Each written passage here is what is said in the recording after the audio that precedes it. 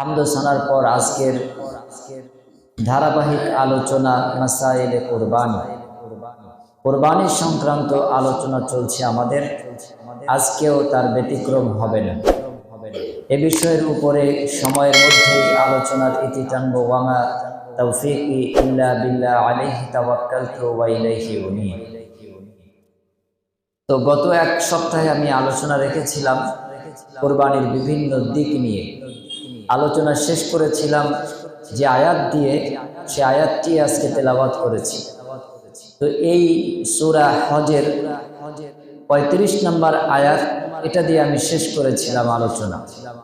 তো ৩৪ নম্বর আয়াতের শেষ অংশে আল্লাহ সুবহানাহু ওয়া তাআলা তিনি বলেন, ফাইদা ওয়াজাবাত জুনুবুহা ফাকুলু মিনহা ওয়া আত'ইমুল কানিয়া ওয়াল মু'তাররা।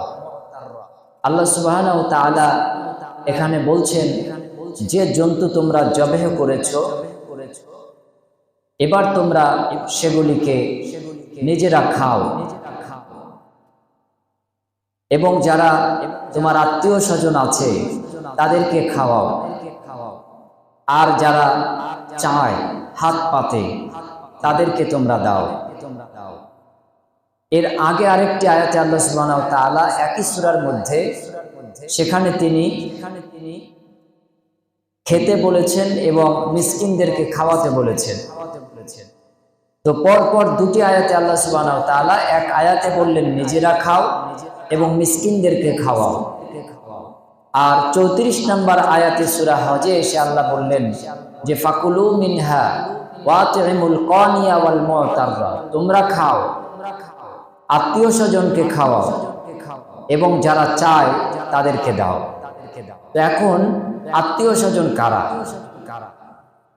এটা আমরা প্রত্যেকেই জানি, আর চায় কারা সেটাও জানি। যারা চায় তাদের স্পষ্ট একটা হক কোরবানির জন্তুর মধ্যে আল্লাহ সুবহানাহু ওয়া তাআলা দিলেন বা দিয়েছেন। অপরদিকে যারা আত্মীয় স্বজন আছে, এই যে পাড়া প্রতিবেশী, এরা কিন্তু আত্মীয়, বরং এরা পরম আত্মীয়। আপনার যে বিভিন্ন আত্মীয় রয়েছে দূর দূরান্তে আছে, তারা যতটা না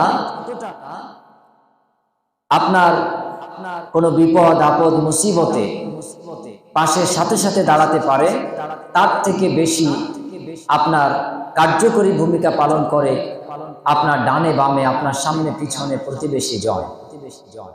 উদাহরণস্বরূপ বলা যায়, মনে করুন আপনার বাড়িতে আগুন লেগেছে, তো এই আগুনটা নেভানোর জন্য কখন আপনার মামা বাড়ির থেকে লোকজন আসবে, কখন আপনার খাড়া বাড়ির লোকজন আসবে, কখন আপনার অন্য আত্মীয় স্বজনরা ছুটে আসবে, এই জন্য আগুনকে অপেক্ষা করবে? নিশ্চয়ই না। আগুন কিন্তু সব পুড়িয়ে ছাই ভস্মে পরিণত করে দেবে। তো তখন ছুটে যায় কারা? ছুটে যায় আপনার নিকটবর্তী প্রতিবেশী জন। তো প্রতিবেশীদেরকে আল্লাহ সুবহানাহু ওয়া তাআলা যেসব কারণে হক দিয়েছেন, অধিকার দিয়েছেন, তার মধ্যে এটি। ওই প্রতিবেশীর সাথে আপনার যদি ঝগড়াও থাকে, আপনার যদি কথা বন্ধও থাকে, তারপরেও কিন্তু আপনার বাড়িতে আগুন দেখলে সে একটা বালতি নিয়ে দৌড় দেবে, আর না হয় সে একটা আওয়াজ করবে, চিৎকার করে অন্য মানুষকে জানান দেবে। এই যে কাজটা, এই কাজটা সর্বাগ্রে সর্বপ্রথম যে করবে সে কিন্তু প্রতিবেশী। তো প্রতিবেশী এরা হলো আত্মীয়দের মধ্যে পরম আত্মীয়। তো এখানে আমরা যে প্রতিবেশীদেরকে, সমাজবাসীদেরকে যে কোরবানির গোশত বন্টন দেই, এটা কিন্তু প্রতিবেশীর হক, আত্মীয়তার হক। আত্মীয়তার শব্দটা আত্মার শব্দ থেকে এসেছে। যাকে আপনি আত্মায় জায়গা দিয়েছেন সে হলো আপনার আত্মীয়। রক্তের সম্পর্কের দিক থেকে একটা আত্মীয় হয়, আর একটা আত্মীয় হয় আপনার আত্মার সাথে তার মেলবন্ধনের কারণে। তো সেই আত্মার সম্পর্কটা কিন্তু সর্বাগ্রে সর্বপ্রথম প্রতিবেশীকেই বোঝায়। প্রতিবেশীর সাথে যদি আপনার সম্পর্ক ভালো না থাকে, তাহলে আপনার আত্মীয়দের সাথে আপনার সম্পর্ক নিশ্চয়ই খারাপ হবে, ভালো হতেই পারে না। রাসূলুল্লাহ সাল্লাল্লাহু আলাইহি ওয়াসাল্লাম এক হাদিসে বলছেন যে বসবাসের সুখ ও শান্তি এটা অপেক্ষা করে তার প্রতিবেশীর উপরে। যদি তার প্রতিবেশী ভালো হয় তাহলে তার পরিবারটা সুখী হয়। আর যদি তার প্রতিবেশী হয় খারাপ, ভাষা খারাপ, ব্যবহার খারাপ, আচরণ খারাপ, তাহলে এই পরিবারটা একটা জাহান্নামের মধ্যেই পৃথিবীতে আছে। অতএব আপনি যার প্রতিবেশী তার সাথে আপনি সৎ আচরণ করুন, এবং আপনার পাশে যে প্রতিবেশী আছে সেই প্রতিবেশীও আপনার সাথে সৎ আচরণ, সৎ ব্যবহার করুক, এটা ইসলামের দাবি। যদি প্রতিবেশী খারাপ হয় তাহলে এই পরিবারটা বা উভয় পরিবারটা এটা একটা জাহান্নামের টুকরো বিশেষ। হাদিসের পরিভাষায় আলোচ্য বিষয় কোরবানি সংক্রান্ত। অতএব আল্লাহ সুবহানাহু ওয়া তাআলা এখানে সরাসরি বললেন, ফাকুলু মিনহা ওয়াতিমুল কানিয়া ওয়াল মুতাররা, তোমরা খাওয়াও আর যারা চায় তাদেরকে দাও। তো এখানে আমরা কোরবানির দিন এই হকটা পরিপূর্ণভাবে আদায় করতে পারি। অন্যান্য সমাজ ব্যবস্থায় যদিও বা অনেকটা সুন্দর পরিবেশ নেই, কিন্তু আলহামদুলিল্লাহ সুম্মা আলহামদুলিল্লাহ আমাদের কিন্তু সেই সুন্দর পরিবেশটা আছে। এই পরিবেশটা আরো ভালো করা যায় যদি আমরা সকলে সদার্থক ভূমিকা পালন করি, আরেকটু সচেতন হই। এখন এখানে তো কোরবানির জন্তুর অংশগুলি খেতে বললেন আল্লাহ, খাওয়াতে বললেন, যারা চায় তাদেরকে দিতে বললেন। কিন্তু এই যে কোরবানির জন্তুটা, এই জন্তুটা আপনি কিভাবে কি দেখে ক্রয় করবেন? নিশ্চয়ই বিগত বহু বছর বহুবার এই আলোচনা করেছি, এবং এটা তো শুধু আমি একা নই, আরো বহু উলামায়ে কিরাম, খতিবগণ তারা আলোচনা করেছেন। বছর মাঝে ঘুরে ঘুরে এই আলোচনা আমাদের কর্ণকুহরে পৌঁছায়। কিন্তু আমরা বাজারে যে, হাটে যে, গরু ছাগল ভেড়া দুম্বা কিনতে যে আমরা কিন্তু এই ইসলামী দিকগুলি ভুলে যাই। আমরা আমাদের নিজস্ব খেয়াল খুশি চিন্তা ভাবনাগুলি সাধারণত দেখি।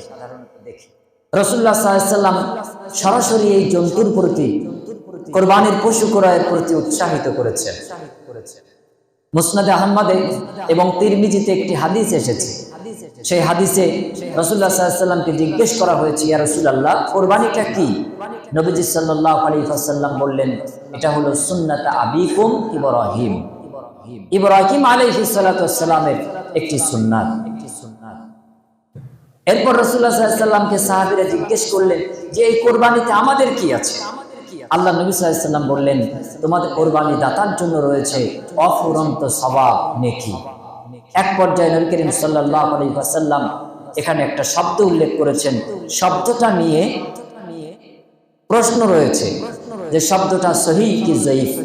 শব্দটা আছে এরূপ যে এই পশু, এই প্রাণীর প্রতিটি লোমে লোমে বান্দার জন্য, কোরবানি দাতার জন্য একটা নেকি, একটা সওয়াব, একটা প্রতিদান রয়েছে।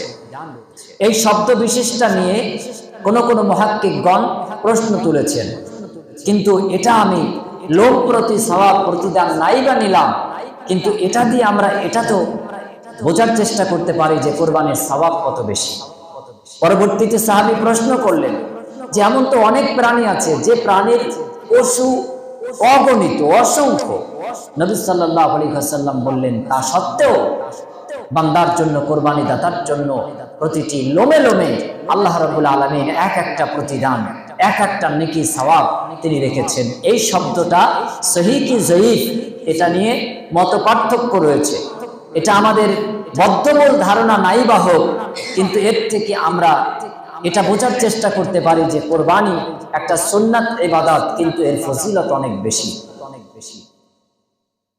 রাসূলুল্লাহ সাল্লাল্লাহু আলাইহি ওয়াসাল্লাম এই হাদিসের শেষ অংশে এসে বলছেন যে কোরবানি দাতাকে আল্লাহ সুবহানাহু ওয়া তাআলা মহিমান্বিত করেন, সম্মানিত করেন, তার মান এবং মর্যাদাকে বৃদ্ধি আরোপ করে দেওয়া হয়। এখন তাকে সম্মানিত কিভাবে করা হয়? সূরা কাউসারে আল্লাহ সুবহানাহু ওয়া তাআলা এ বিষয়ে আলোচনা করেছেন। নবী মুহাম্মদ সাল্লাল্লাহু আলাইহি ওয়াসাল্লামের উপর অপবাদ দেওয়া হলো, তাকে গাল মন্দ করা হলো এবং বলা হলো মুহাম্মদ সাল্লাল্লাহু আলাইহি সাল্লামের পুত্র সন্তান হয় আর মৃত্যুবরণ করে, মেয়ে সন্তানরা বেঁচে আছে, অতএব এটা হলো কুলক্ষণ, নির্বংশ মুহাম্মদ বিন আব্দুল্লাহকে অবহিত করা হলো নাউজুবিল্লাহ আস্তাগফিরুল্লাহ। আল্লাহ সুবহানাহু ওয়া তাআলা তিনি পবিত্র কোরআনে আয়াত নাজিল করলেন, সূরা নাজিল করে জানিয়ে দিলেন এবং বললেন ইন্না আ'তাইনাকাল কাউসার, নিশ্চয়ই নবী আপনাকে হাউজে কাউসারের মালিকানা প্রদান করা হয়েছে। এই পৃথিবীতে এই ধরাধামে এমন সম্মানের অধিকারী আর কে আছে? নিশ্চয়ই দ্বিতীয় আর কাউকে এই সম্মান আল্লাহ সুবহানাহু ওয়া তাআলা দেননি। কেন নবীজিকে আল্লাহ সুবহানাহু ওয়া তাআলা এই সম্মানে সম্মানিত করেছিলেন? আল্লাহ নির্দেশ দিয়েছেন তার পরের আয়াতে, ফাসাল্লি লিরাব্বিকা, তোমার রবের জন্য সালাত আদায় করো, ওয়ানহার, এবং নহর করো, কুরবানি প্রদান করো। এরপর ৩৩ নম্বর আয়াতে পরের অংশে আল্লাহ সুবহানাহু ওয়া তাআলা বলছেন ইন্না শানিআকা হুয়াল আবতার, নিশ্চয় নবী যারা আপনাকে নির্বংশ বলে বরং ওরাই হলো প্রকৃত নির্বংশ। আজকে এই পৃথিবীতে ১৮০ কোটির বেশি মুসলিম উম্মাহ প্রতিনিয়ত প্রতিক্ষণে মুহাম্মদ বিন আব্দুল্লাহ সাল্লাল্লাহু আলাইহি ওয়াসাল্লামের জন্য তারা দুরূদ পেশ করছে, দোয়া প্রেরণ করছে, ইস্তেগফার করছে।